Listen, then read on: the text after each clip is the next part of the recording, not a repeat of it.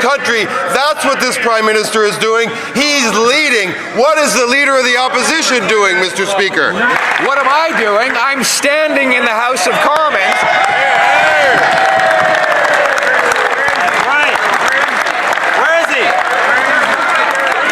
Where's Waldo, Mr. Speaker?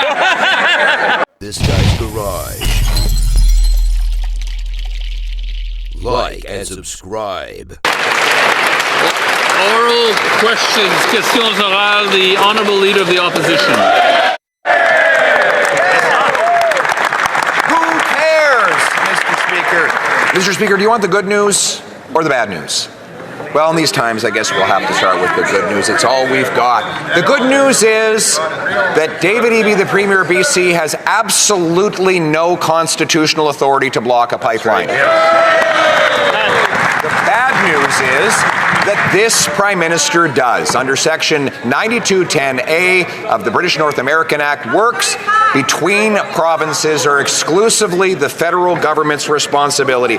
So will the Prime Minister stop hiding behind the powerless Premier, get out of the way, and approve a pipeline to the Pacific today? The Honourable Minister of Natural Resources.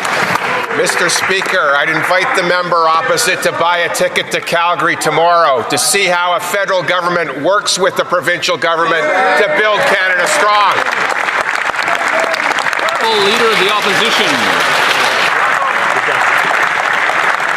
Tomorrow, the Prime Minister will wave around in the air a worthless piece of paper that he says that the Premier of BC can veto any time he wants. Here's the political problem he has. Canadians want a pipeline. They know it's the best way to get our resources to market going around the United States of America, but his Keep It in the Ground caucus is standing in the way. Why doesn't he stand up to them and stand up for Canada? The Honourable Minister of Natural Resources. Maybe the member opposite should explain to his constituents why the Premier of Alberta wants to stand beside our Prime Minister and talk about how to build Canada strong. The Honourable Leader of the Opposition. Speaker, yesterday the Prime Minister claimed that he did not have the power to approve a pipeline. Well, too bad for him. The Constitution is public. 9210A says that it is exclusively a federal responsibility. He happens to be the Prime Minister, and he asked us to pass emergency legal powers in C5 to give him the personal authority to overturn any regulation in order to get the project done. In other words, this government has the exclusive power. He has the exclusive legal authority. Will he match that authority with responsibility and approve a pipeline to the Pacific today? The Honourable Government House Leader. Mr. Speaker, what this Prime Minister is doing is leading. He's leading on building national projects. He's leading on building port capacity. He's leading on making Canadian steel, lumber, aluminum, and various commodities more available for homes, for big projects, to put people, unionized people, men and women from every part of this country to work building our great country. That's what this Prime Minister is doing. He's leading. What is the Leader of the Opposition doing, Mr. Speaker? The Honourable Leader of the Opposition. What am I doing? I'm standing in the House of Commons. Right. Where is he? Where's Waldo, Mr. Speaker? He's hiding. We know he's in the House of... We know that he's in Ottawa today. We know that he's in the... I think we're so close to the line there that we're actually stepping over it. So if the Honourable Opposition Leader would continue, but maybe in a different vein. Mr. Speaker, I think we're finding out that if you're not there, you don't care. Right. Yesterday, the Prime Minister said, who cares that Canadian workers are losing their jobs because he broke his promise to get a deal? We care. Why doesn't he show up and prove he does too? The Honourable Government House Leader. I'd invite the member opposite to buy a ticket and come to Calgary tomorrow and see who cares. The Honourable Leader of the Opposition.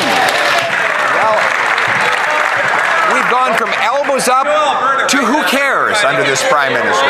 Remember, he said he would negotiate a win and he would get a deal by July 21st. Well, still no win, still no deal. He's made concession after concession. He backed down on counter tariffs, on the digital services tax, on the legal action against softwood lumber, and he got nothing in return. Well, one thing. Brookfield, his company, got $80 billion in contracts hand-signed by the president just 20 days after the two met.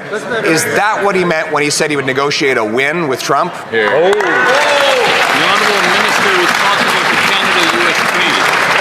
Mr. Speaker, I know it's an inconvenient truth for the Leader of the Opposition that Canada right now, today, has the best deal of any trading partner of the United States.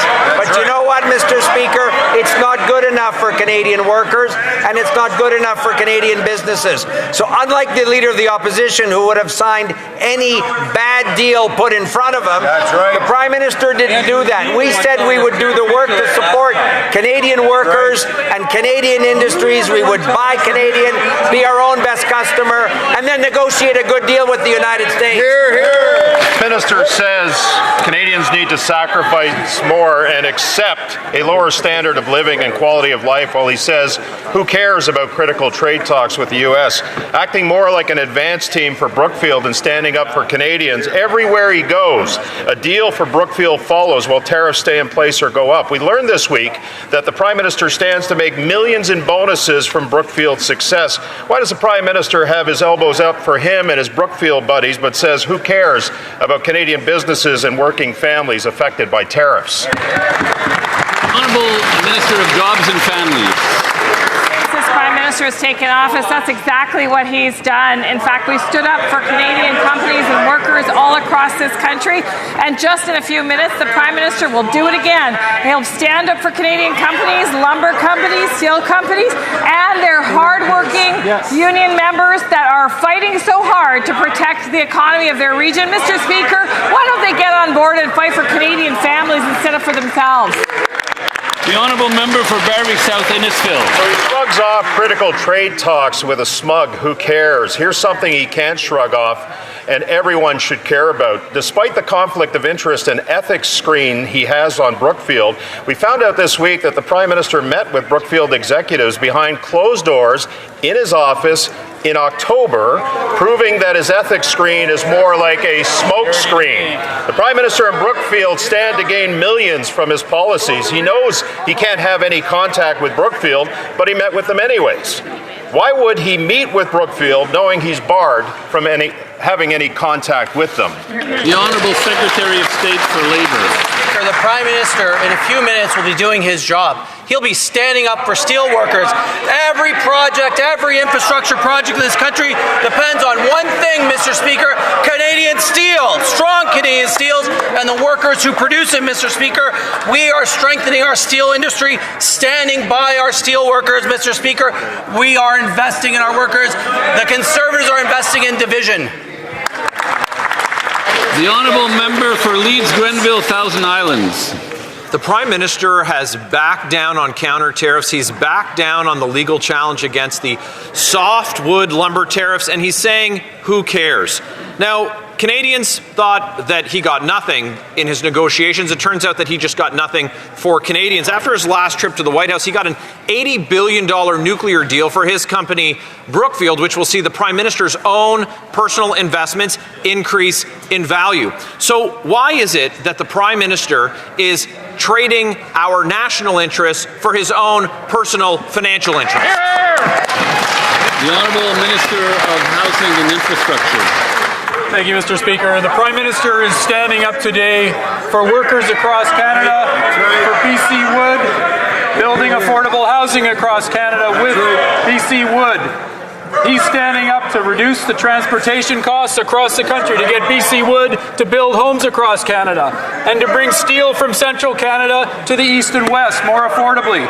Mr. Speaker, the Prime Minister is standing up for Canadians today, and we stand with him.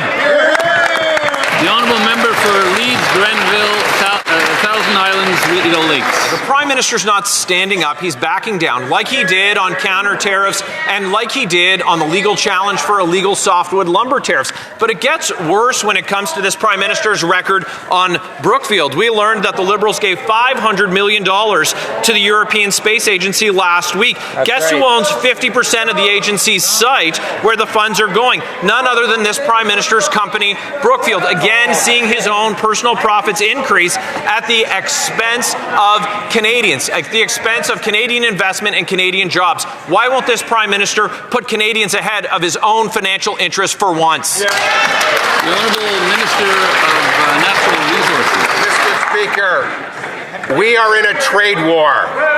While the Conservatives focus on conspiracy theory, our Prime Minister will stand up later today and make...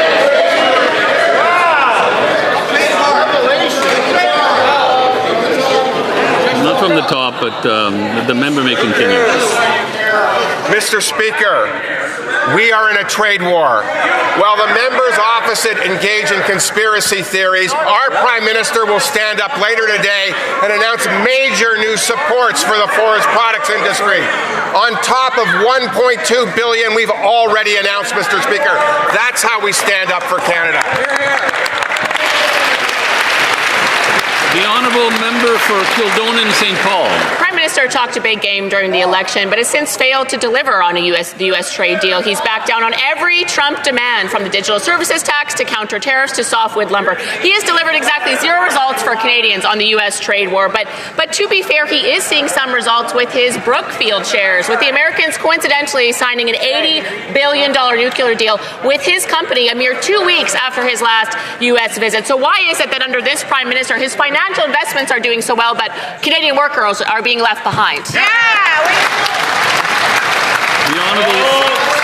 The Honourable Secretary of State for Financial Institutions. Mr. Speaker, while the Conservative leader is busy writing letters and debating himself, we're taking action to support Canadian steel and lumber industries and workers. We've got great news. This afternoon, we will introduce and announce new measures to further limit foreign steel imports to ensure that Canadian steel products and producers have better access to the domestic market, become our own best customer by building big with Canadian steel and Canadian lumber, increase protections for Canadian steel and lumber workers and businesses so they can adapt and thrive in this new global landscape. I urge the Conservative leader to tune in, get behind these Mr. Speaker, when it comes to trade with the Americans, the Prime Minister went from elbows up to who cares? He backed down on counter tariffs and on legal challenges to softwood lumber and got nothing in return when he went to Washington in October. Well, nothing for Canadians. Days later, the Americans signed an $80 billion nuclear deal with the Prime Minister's company, Brookfield. When is this Prime Minister going to get a deal for Canadians and not just a deal for himself and his company? The Honourable Parliamentary Secretary to the Minister of Finance. Conservative cares is like an oxymoron or some pathetic joke, because we know those two terms are like oil and water. They just do not mix. Who cares is our government cares. We're the ones standing up for our industries. We're making more announcements today. The Prime Minister is stepping up with increased protections for our domestic market, with new support for our industries and workers in steel and softwood lumber, and additional commitments to buy Canadian so that we ensure that our workers and industries will thrive for generations to come. The Honourable Member for St. Albert, Sturgeon River. Mr. Speaker, it is being reported that the government's MOU with Alberta includes a multi-billion-dollar investment in carbon capture with Pathways Alliance, the premier carbon capture company connected with Pathways Alliance is none other than Entropy, which is owned by none other than Brookfield. Is the reason it has taken the government so long to get a deal with Alberta because the Prime Minister has been busy getting a deal for Brookfield? Honourable Minister of Natural Resources. Mr. Speaker, I hate to break up their conspiracy theory, but Pathways is actually owned by 6 large oil companies, not Entropy. Member for St. Albert, Sturgeon River. Mr. Speaker, the very Brookfield fund that the Prime Minister stands to make millions of dollars in future bonus pay invested $300 million in entropy. So, in the face of that, can the government provide the assurance that the deal negotiated by the Prime Minister will in no way benefit entropy and, by extension, the Prime Minister's financial portfolio? The Honourable Minister of Natural Resources. Mr. Speaker, here we go again, conspiracy theory. We're focused on building Canada. We're focused on working with Alberta to grow our natural resources in a responsible way in consultation with First Nations. That's how we build, not conspiracy theory.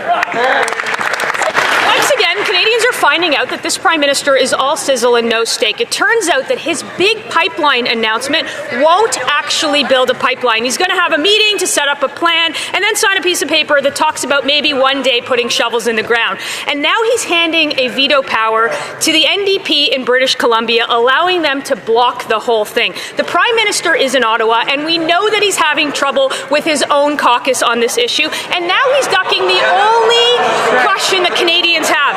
Was yesterday the start of a real pipeline, or just the latest episode in Announce Now and Deliver Never? The Honourable Minister of Natural Resources. Mr. Speaker, I'd invite that member to get a ticket to Calgary tomorrow as well, and they could see why the Premier of Alberta thinks that things have never been so good in Canada.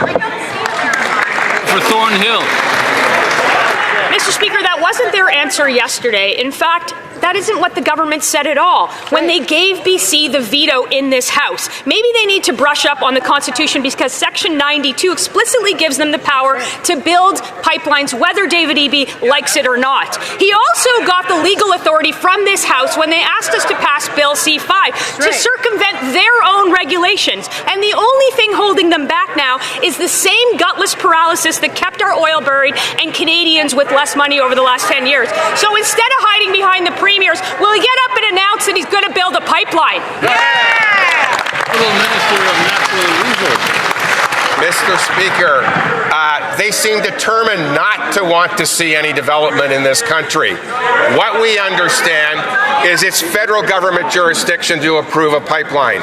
We also understand that if a proponent wants to take it to the Major Projects Office, we expect them to work in conjunction with the affected jurisdiction and to consult First Nations. The Premier of Alberta understands that. Unfortunately, the members of the opposition don't. Member for Calgary East.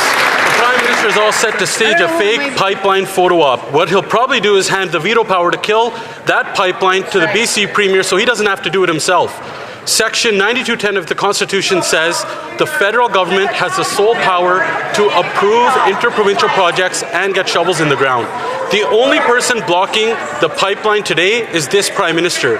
Will he stand up today and commit to repealing the taker ban, axing the industrial carbon tax, and actually getting this oil pipeline built? The Honourable Government House Leader. Pipelines have been built.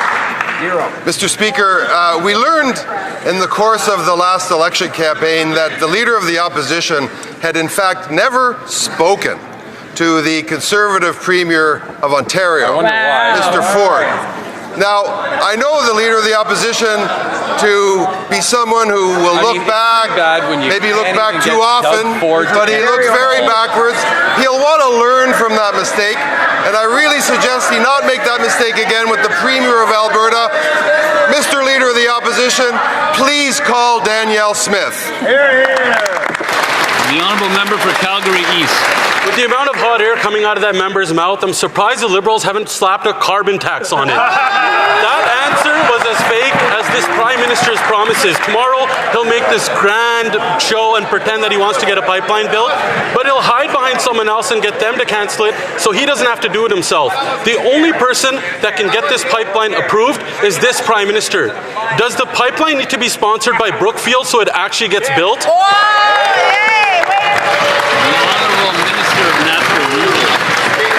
Unfortunately, that plane's going to get pretty full. I invite the member across to buy a ticket and come to Calgary and see what a federal government, how they can work with the provincial government to build Canada strong. The The honourable member for North Island, Powell River. This Prime Minister promised to build Canada strong, and yet when it comes to a pipeline to BC's coast, a pipeline that could end the U.S. monopoly on Canadian oil and bring billions of dollars into Canada, he transforms into a helpless bystander, hiding behind the NDP Premier in BC, ceding responsibility, abdicating leadership. The Constitution is clear. National pipelines are the sole jurisdiction of the federal government, and failing to act is a betrayal of our national interests. It's a betrayal of our workers, and it's selling out to the Americans. Will they build the pipeline, yes or no? The Honourable Minister of Jobs and Family. Mr. Speaker, listen, today's good news for the many companies around the country who are working so hard to stay in business in the middle of this trade war. Whether it's steel, whether it's lumber, Mr. Speaker, we have their backs. And today we're going to talk more about what else we can do, not only to make sure that we protect these companies, but to help them grow their footprint, to sell their product to Canada and around the world. These guys cannot get their head out of the sand, literally, Mr. Speaker, for the sake of the companies right now who need our support. We'll do that work. Honourable member for North Island, Powell River. You know, Mr. Speaker, maybe if Brookfield proposed a pipeline, we could actually get one backed by this Prime Minister. Let's be clear.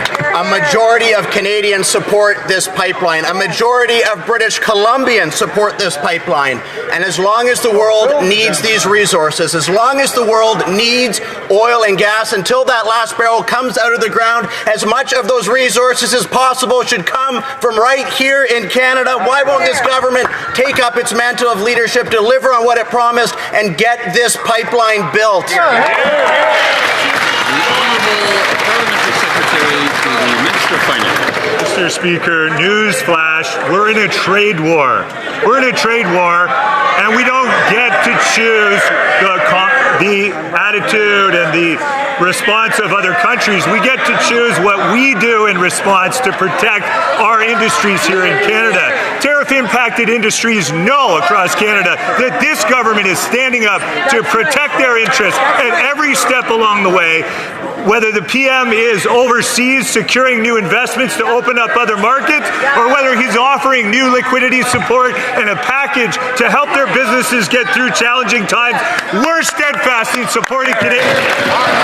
The Honourable Member for Okanagan Lake West, South Kelowna. Mr. Speaker, on a pipeline to the Pacific, the Prime Minister finds himself in a dilemma of his own making. He, his ministers, his MPs say one thing in British Columbia and another in Alberta, and now he's perched squarely on the fence. Under Section 9210 of the Constitution, the decision is his government's alone. So will he side with the national interest to build a new pipeline, or will he bow to President Trump and keep a supplicant to American interest instead of diversifying our energy exports? The Honourable Government House Leader. Mr. Speaker, maybe we should come at this another way. That member is a British Columbia member. Is he really suggesting, even given the constituents he represents from First Nations, is he really suggesting that the Government of Canada, without the consent of the province of British Columbia, without consultation with First Nations, is in a position to do that? I think he doesn't really mean that. I think he hasn't thought this through, and I think that member, once he does, will come back here and agree that the Government of Canada is pursuing the right path. Member for Okanagan Lake West, South The arrogance of that answer, Mr. Speaker. He hasn't spoken to my constituents like I have on this issue. And right now, the only thing that is crossing provincial borders is this Prime Minister's indecision. A pizza shop is more productive than this Prime Minister because at least they know what business they're in and they know they need to deliver in a competitive marketplace. Section 9210 is clear. The power to act is his. So will the Prime Minister stop hiding behind premiers and process, or will he finally stand up for Canada, repeal the shipping ban, axe the industrial carbon tax, and build a new pipeline to the Pacific that is in the national interest? The Honourable Minister responsible for Canada-US trade. Speaker, we want to thank our colleague in the Conservative Party for that manufactured indignation. And Mr. Speaker, we want to remind him and his colleagues in the Conservative Party that our government made a commitment to Canadians in the last election. It was an election campaign that perhaps they'd prefer to forget. We made a commitment to build the Canadian economy the right way, to build major projects again in a way that respects environmental commitments, our obligations to Indigenous peoples, and working with provinces and territories. They don't like it, Mr. Speaker. We like it, and we're proud to continue to do it. Hear, hear. Honourable member for Calgary Signal Hill. Mr. Speaker, the Prime Minister has stated that he wants to make Canada an energy superpower. Well, good news. This Prime Minister has the power to approve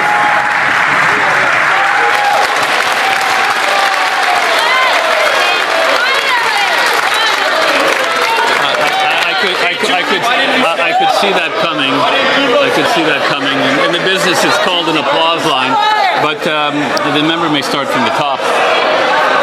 Yeah. Mr. Speaker, this Prime Minister has stated that he wants to make Canada an energy superpower. Well, good news. This Prime Minister has the power to approve a pipeline to the BC coast. Section 9210 of our Constitution gives the Prime Minister jurisdiction over interprovincial projects like pipelines, not premiers, the Prime Minister. So will he stop passing the buck and approve an oil pipeline to the coast so that we can get this nation-building pipeline built? The Honourable Minister of Natural Resources. Mr. Speaker, this Prime Minister so far has referred $117 billion, $117 billion of projects to the MPO. Maybe this member can join us tomorrow in Calgary and see how this government with the provinces is building Canada strong.